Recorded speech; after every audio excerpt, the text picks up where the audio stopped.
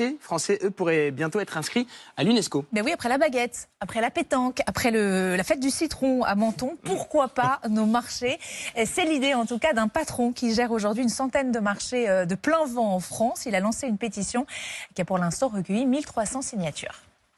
Quand j'ai vu qu'il y avait eu les toits de Paris qui avaient pu rentrer au patrimoine immatériel et que maintenant sont en liste aussi les bistrots, j'ai dit pourquoi ne pas essayer de faire protéger nos marchés. Une première chose, ça doit être de le faire rentrer au patrimoine immatériel national. Donc ça va être avec le ministère de la Culture en France. Et par la suite, ce serait de passer justement au stade supérieur à l'UNESCO, parce que j'aimerais quand même qu'on puisse avoir la fierté que ce soit la France qui puisse ramener ça à l'UNESCO pour les marchés dans le monde entier, quoi. Des marches soutenues par bon nombre de commerçants, comme ici, boulevard Raspail à Paris, où se sont rendus Zidane Azouzi et Salomé Delattre pour C'est à vous.